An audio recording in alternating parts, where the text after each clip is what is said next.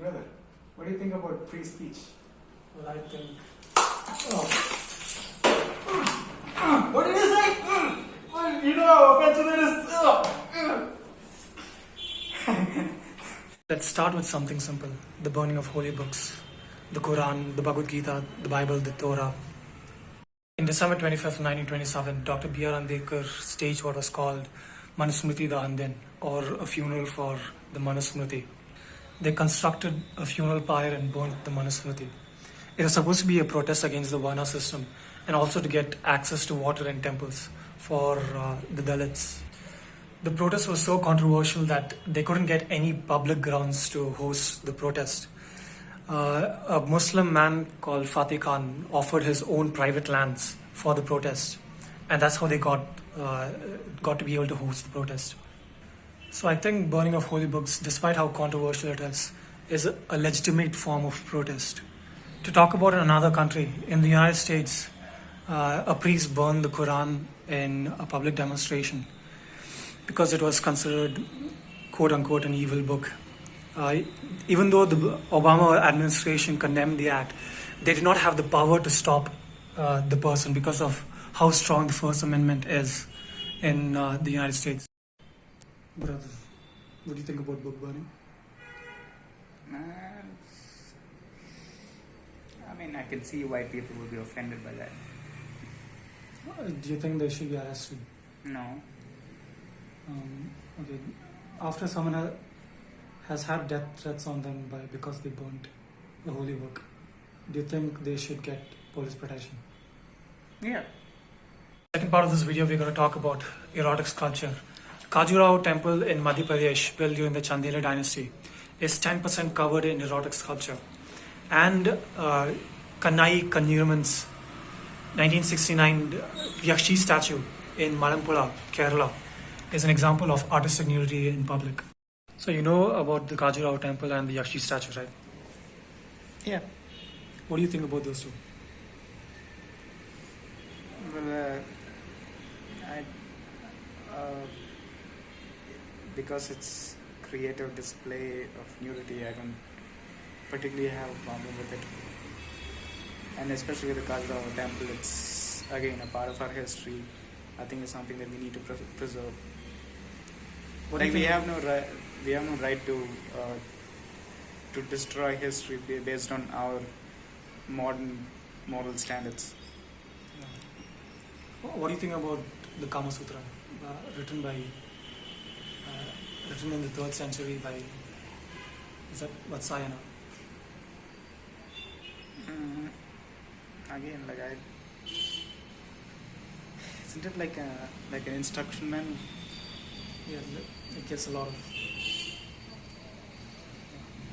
room for imagination. Yeah. But don't you think a book like that would not be considered as sanskari in this present climate, in the state that Hinduism has evolved to right now? Yeah, I guess. More on the topic of nudity, what do you think about nudity in movie posters? No, I don't approve of it. Nudity in movies?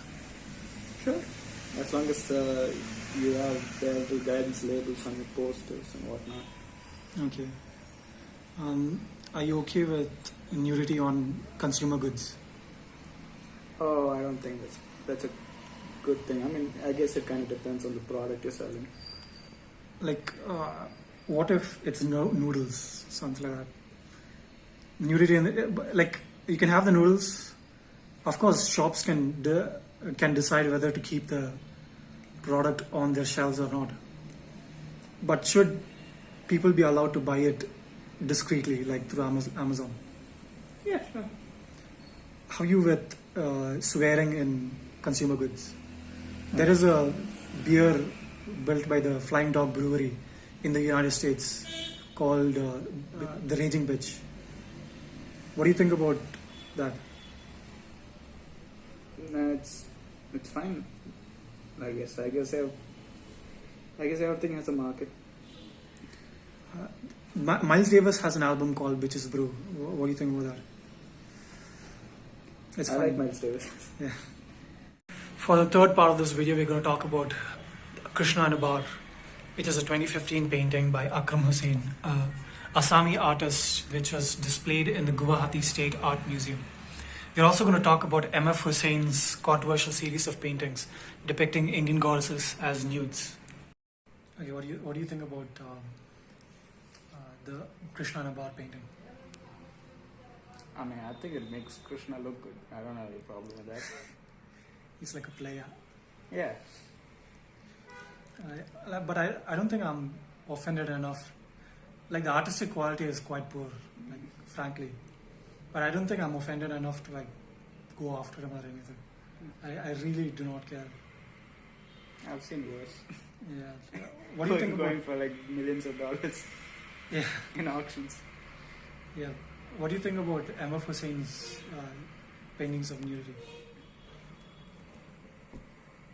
Yeah, for me, it firmly comes under the protection of freedom of artistic expression. Yeah. Like, for me too. I think, like, he gets too much flack for these paintings. Because within art history, nudity is supposed to represent like a distance from humanity.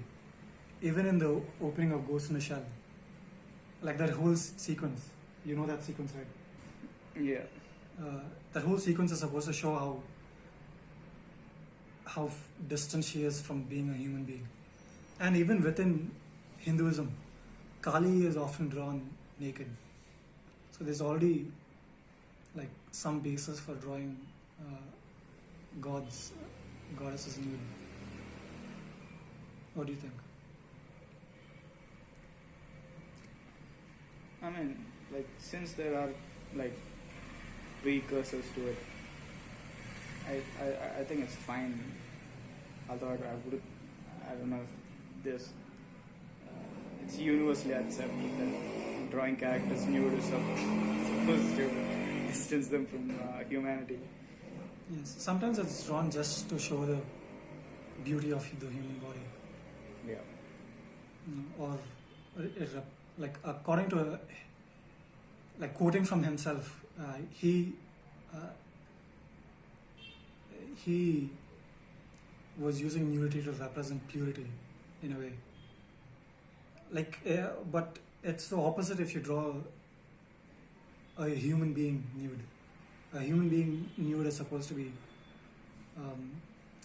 you're embarrassing him, basically. For the fourth part of this video, we're going to talk about Guts, which is a short story written by Chuck Palahniuk. And we're also going to talk about Louis C.K. learns about the Catholic Church. Guts by Chuck Palahniuk is one of my favorite pieces of literature, and it's also one of the most shocking and horrifying things I've ever read in my life. You've read Guts by Chuck Palahniuk, right? Yeah. Like, for me personally, it's one of my favorite stories, despite how horrifying I found it.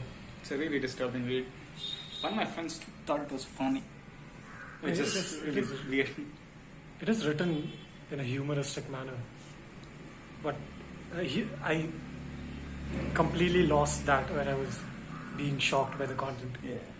I didn't notice how funny it was the first time I read it because I was so distracted.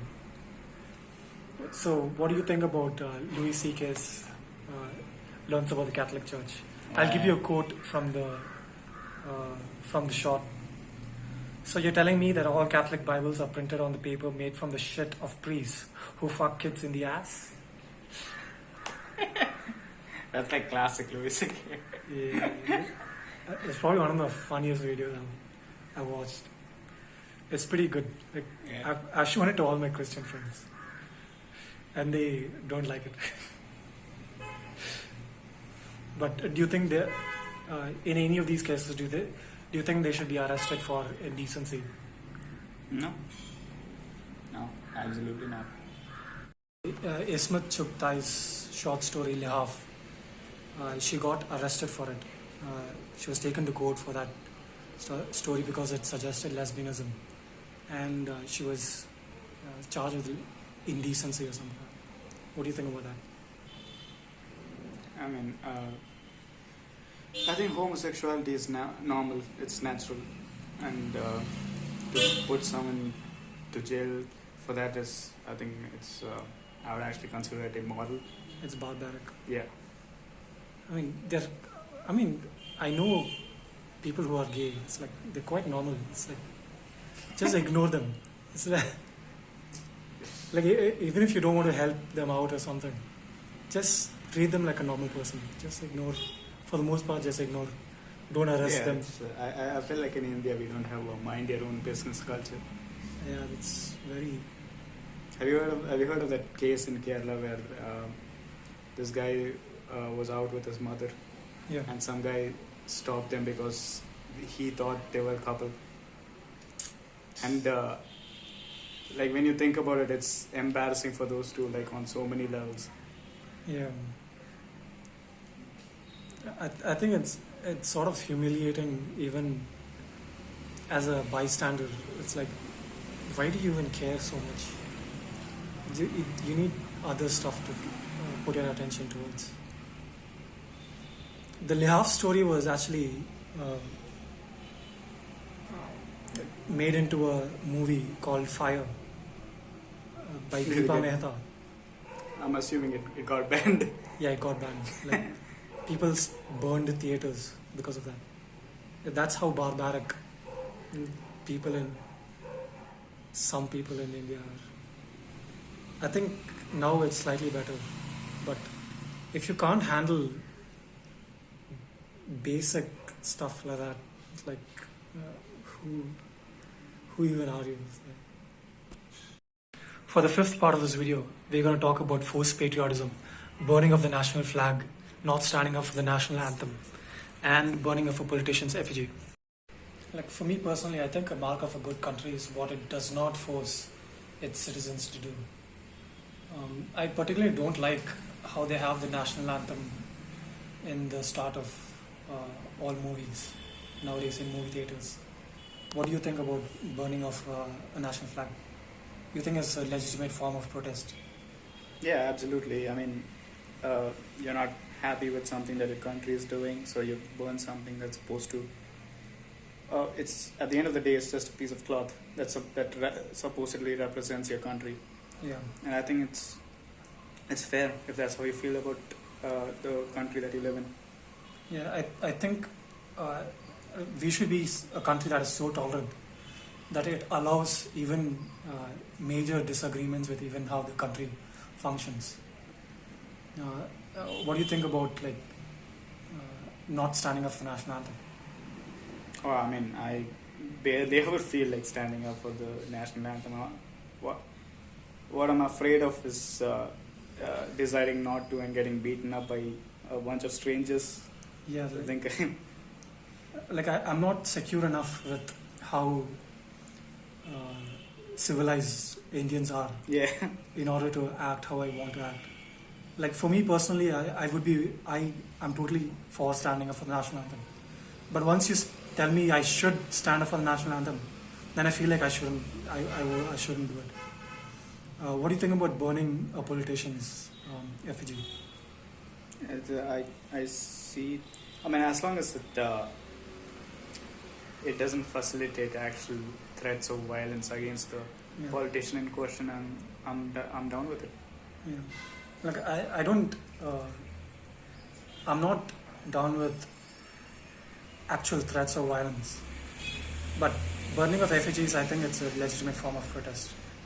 Even burning of flags, like imagine if we were in British India. I think it would be a legitimate form of protest to burn the British flag, like to say that we want independence. Yeah. For the sixth part of this video, we're going to talk about criticism and blasphemy in Islam. We're going to talk about the 2004 film Submission by Ayaan Hirsi Ali and Theo van Gogh.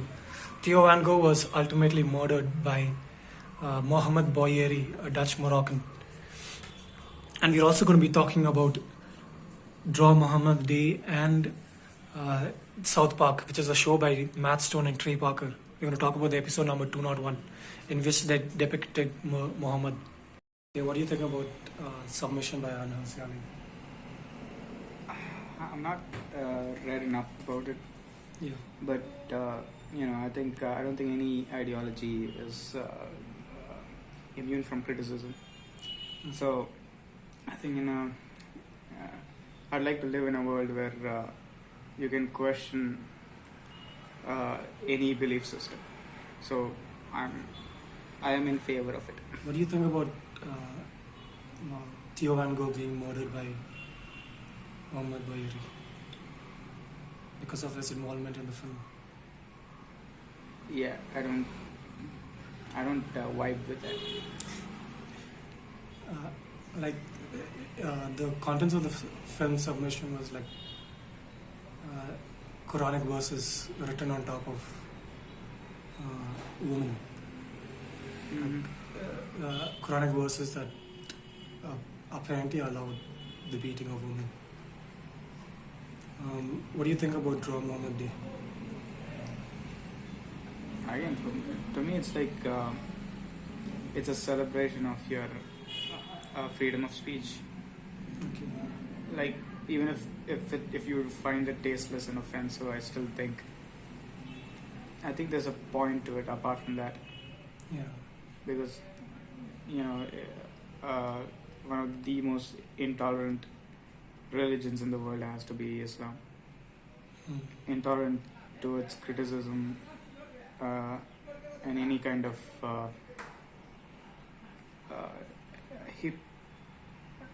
what is that? Infidelity? Yeah. Apostasy. Apostasy. Yeah. What do you think about the network banning the episode of South Park because it depicted Muhammad? I think South Park is hilarious. Yeah. I mean, yeah, like my sense of humor is itself very offensive and juvenile. So South Park is like right up my alley. Yeah. So I have no problem with it. Like, they have made fun of everything under the sky. Yeah. So what do you think about arrests? Like, would you arrest anyone? That's an authoritarian government. I don't vibe with it. Yeah. Okay. Seventh part of this video, we're going to talk about Best Christ by Andres Serrano. This is a 1987 photograph by the American artist, and it was a winner of the Southeast Center of Contemporary Arts Award. So it was partly funded by the US government. What do you think about Andres Serrano's art? I think it's crass and like intentionally made to provoke. But what about the drama with the... Yeah, I know. No, I'm not offended by either of them. Yeah. I'm saying, yeah. Apparently, like, body fluids is his whole thing. Like, he even made like a blood cross, a polyester cross filled with cow's blood. And he also made the artwork for Metallica, which had like other fluids. So What was the album called? Piss, Shit and Blood. something like that. So apparently the artwork was sold for $277,000. So crores Yeah. in Indian rupees. It's In 2012, Barack Obama was asked to condemn the artwork because earlier in the month, Innocence of Muslims, which is another movie, was condemned by the White House. But I don't know what happened after that. What do you think? it leads me to believe that the conspiracy about how artwork is used by billionaires for tax fraud is probably true. Yeah, probably.